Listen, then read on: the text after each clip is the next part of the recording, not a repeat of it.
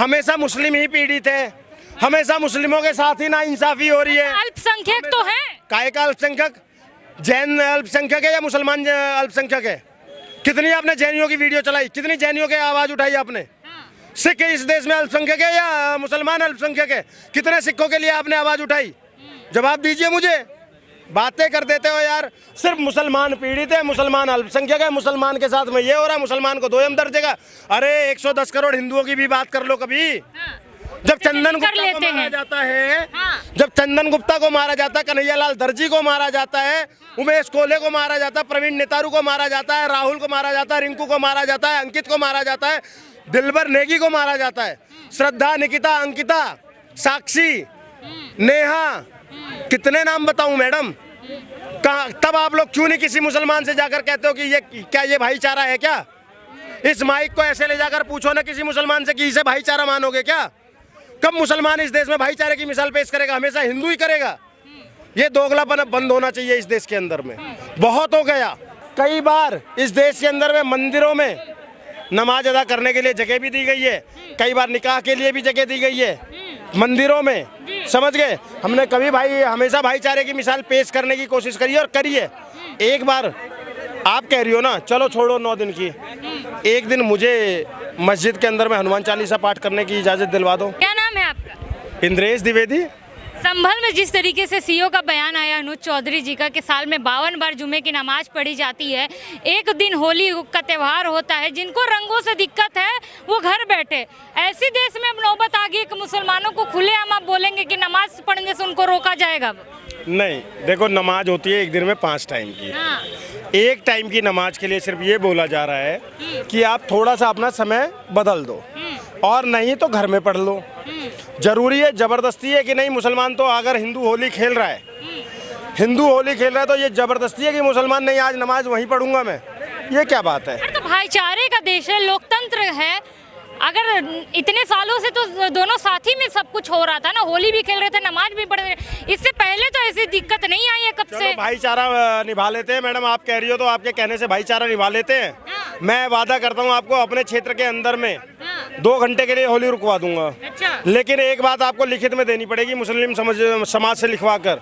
जो उस क्षेत्र के अंदर में 8-10 दुकानें हैं मांस की, जो मांस बेचते हैं, वो लोग नवरात्र के 9 दिन तक वो दुकान बंद रखेंगे। आप 2 घंटे की भाईचारा पेश नहीं कर पा रहे हैं समाज को कि 2 घंटे भैया, कोई अगर मुस्लिम जा रहा है नमाज पढ़ने तो हम रंग नहीं पढ़ाएंगे, 2 घंटे होली नहीं खेलेंगे, पर उनसे चाह रहे हैं कि 9 दिन वो अपना रोजगार सब बंद कर दे आपके लिए। फ्यूचर बहुत ब्राइट है मैडम। पत्रकार महोदय, जिस तरीके से आपने बात को ट्विस्ट किया है ना, ये बहुत अच्छी बात है। लेकिन अब मैं आपको बताऊं, मैं सिर्फ 2 घंटे का भाईचारा नहीं निभा रहा हूँ।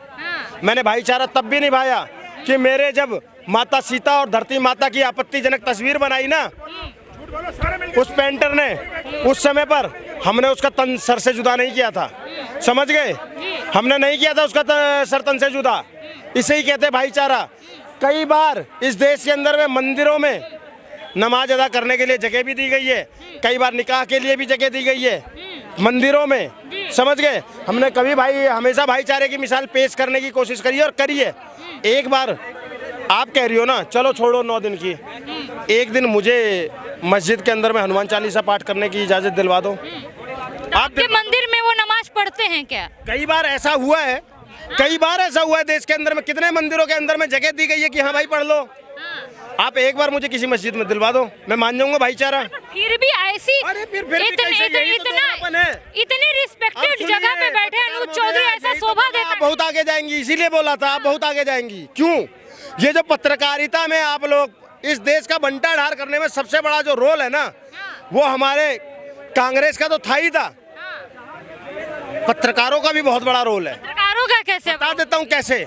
हमेशा मुस्लिम ही पीड़ित है, हमेशा मुस्लिमों के साथ ही नाइंसाफी हो रही है। अल्पसंख्यक तो है। काय का अल्पसंख्यक? जैन अल्पसंख्यक है या मुसलमान अल्पसंख्यक है? कितनी आपने जैनियों की वीडियो चलाई, कितनी जैनियों की आवाज उठाई आपने? सिख इस देश में अल्पसंख्यक है या मुसलमान अल्पसंख्यक है? कितने सिखों के लिए आपने आवाज उठाई? जवाब दीजिए मुझे। बातें कर देते हो यार। सिर्फ मुसलमान पीड़ित है, मुसलमान अल्पसंख्यक है, मुसलमान के साथ में ये हो रहा है, मुसलमान को दोयम दर्जे का। अरे 110 करोड़ हिंदुओं की भी बात कर लो कभी।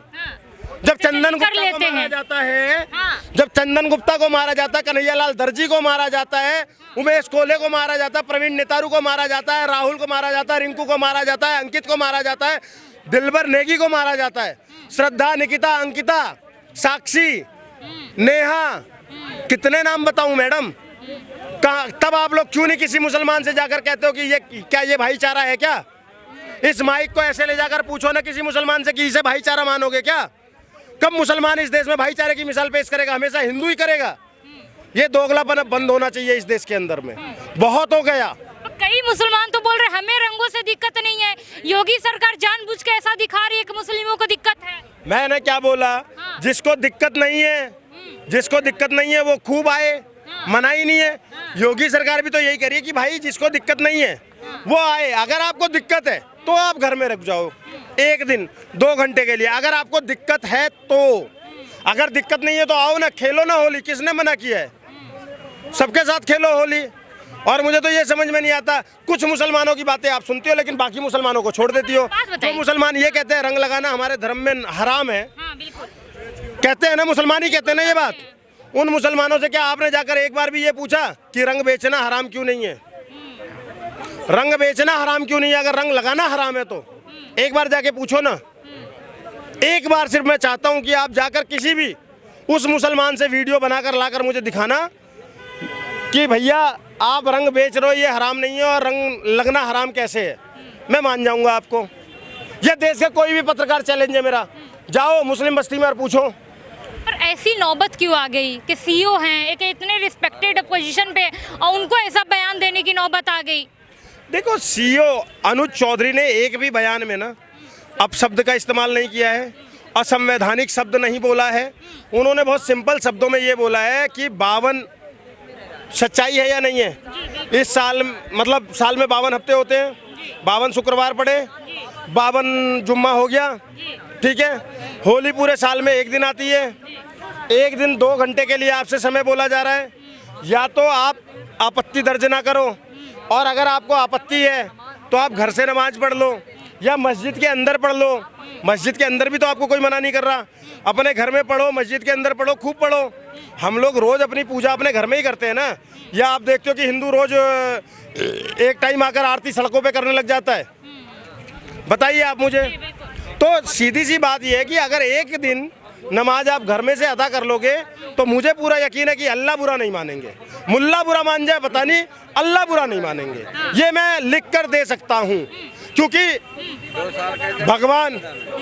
भगवान जो होते हैं ना, मैं अपने भगवान को यहाँ खड़े खड़े भी याद करूँगा तो भी उनकी कृपा मेरे पे रहेगी, और मैं दंडवत होकर करूँगा तो भी उनकी कृपा मेरे पे रहेगी। तो ऐसे ही अल्लाह की अगर नमाज पढ़नी है वो आप अपने घर से भी पढ़ सकते हो, वो बुरा नहीं मानेंगे। मुल्ला बुरा माने तो मानता रहे, उससे फर्क नहीं पर पड़ता। आपको नहीं लगता 70 साल कांग्रेस का राज रहा और अन्य पार्टियों का राज रहा, बट कभी ऐसी नौबत नहीं आई है कि मस्जिदों को ढकना पड़े, ऐसे मुसलमान को रोकना पड़े, नमाज बोला जाए कि आप घर में पढ़िए? हाँ, ये बात आपने बहुत सही कही पत्रकार महोदय। 70 साल नहीं रही थी कांग्रेस। आपको बता दूं, अगर सालों में गिनोगे तो कुछ 58 साल के आसपास कांग्रेस रही है, बाकी मिला जुला रहा है, और 11 साल से मोदी सरकार है। लेकिन अफसोस की बात थी कि किसी मस्जिद को तो नहीं ढका जाता था, लेकिन इसी आज़ाद भारत में मेरे कार सेवकों को गोली मारी जाती थी। मेरे कार सेवकों को गोली मारी जाती थी। इसी आज़ाद भारत में डीजे बजाने पे बैन कर दिया गया था, कावड़ियों पे पत्थरबाजी होती थी, मंदिरों के लाउड स्पीकर उतरवा दिए गए थे और मस्जिदों के लाउड स्पीकर कंटिन्यू बज रहे थे। इसी देश के अंदर में सनातन बोर्ड नहीं बना, लेकिन वक्फ बोर्ड बन गया। इसी देश के अंदर में सनातन का कोई अपना पर्सनल लॉ नहीं है कि सनातन का पर्सनल लॉ हो, लेकिन मुस्लिम पर्सनल लॉ बोर्ड बन गया। समझ गई? ये 70 सालों में ही हुआ है, इसी देश के अंदर में हुआ है। तो इसी का बदला आप ले रहे हैं? नहीं, ये बदला कहाँ हुआ? इस 70 सालों में लाउड स्पीकर पहले आपके उतरवाए गए, अब आपने मुसलमानों के मस्जिदों से उतरवा दिया। आप जिस एरिया में मस्जिद से, एक सेकंड, जिस एरिया में मस्जिद से लाउड स्पीकर उतरा हुआ है उस एरिया के मंदिर का लाउड स्पीकर मुझे दिखा देंगी तो मैं मान जाऊंगा। चलिए, चैलेंज है। तो कुछ सपा बोलते हैं, सपा बोलते हैं, झूठे हैं, मक्कार हैं। सपाई झूठे और मक्कार हैं। सपा के मुखिया ने एक वीडियो पोस्ट करी थी यूपी के उपचुनाव में पुलिस वाले को दिखाया था कि बंदूक ताने हुए, पहले डाली 1 मिनट 28 सेकंड की वीडियो, लेकिन जब उसको दिखा कि नहीं 1 मिनट 28 सेकंड में तो पत्थरबाज भी दिख रहे हैं, तो उसने उस वीडियो को क्रॉप कर दिया, काट दिया और मात्र 22 सेकंड की बना दिया, जिसमें सिर्फ पुलिस वाले के हाथ में पिस्टल और कुछ महिलाएं दिख रही हैं। इस तरीके से सपा झूठ फैलाती है। और मेरे कार सेवकों पे गोली चलवाने वाले सपा वाले ही थे। मेरे कार सेवकों को मरवाने के बाद में 10 साल बाद उनके छाती पर, पीड़ितों की छाती पर मूंग दलने के लिए ये बयान देने वाले कि अगर मैं गोली नहीं चलवाता तो मुस्लिम भाइयों के साथ नाइंसाफी होती, वो सपा सुप्रीमो मुलायम सिंह यादव थे। और इसीलिए मैं हमेशा एक बात कहता हूँ, मेरी एक कविता है, 4 लाइनें हैं, उसकी सुन लो कि पापी बना मुलायम। जब जब अयोध्या को याद करता हूँ तो मुलायम सिंह का वो चेहरा मेरे आंखों के आगे नाचता है। और तब तब मैं ये बात कहता हूँ कि पापी बना मुलायम, हरि भक्तों को मरवाया, अधमरी लाश लदवा करके सरयू जी में बहवाया, थी बोर खून से गलियां मानो बहता हो पानी। ऐ मेरे वतन के लोगों जरा याद करो कुर्बानी। ये राम मंदिर यूं ही नहीं बन गया था मैडम, इसी सपा ने मेरे कार सेवकों पे गोलियां मारने लगवाई थी। निठारू बंधुओं को तो पॉइंट ब्लैंक से गोली मारी गई थी। फिर खुलेआम चुनौती दे रहे हैं कि सरकार बदलने दीजिए, अनुज चौधरी को भी बताएंगे उनकी औकात, जेल भेजेंगे उन। यही तो मैं कह रहा हूँ, ये लोकतांत्रिक पार्टी की भाषा नहीं हो सकती, ये गुंडे मवालियों की ही भाषा है, ये गुंडे मवालियों की भाषा है। सपा के शासन में एक चीज और देखी थी सबने, उत्तर प्रदेश में एक 2 कौड़ी का गुंडा जो जेल में मर गया, वही 2 कौड़ी का गुंडा खुली जीप में AK-47 लेकर घूमता था और अपने आप को पूर्वांचल का राजा कहता था। नाम तो पता होगा सबको, नाम भी बता दीजिए। मुख्तार अंसारी। इन्हीं के शासन में एक और 2 कौड़ी का गुंडा था प्रयागराज का, अतीक अहमद, जिसको किसने गोली मार दी पता भी नहीं चला। ठीक है, वो 2 कौड़ी का गुंडा प्रयागराज से उठ के आता है और नोएडा में एक IAS अधिकारी के चाटा मार देता है और उसके कुत्ते से हाथ मिलाते थे मुलायम सिंह जी। वो वीडियो, वो फोटोज भी वायरल हैं। तो समझ गई, आप लोगों ने इस देश के अंदर में 70 सालों में कोई भी और नहीं रोया था।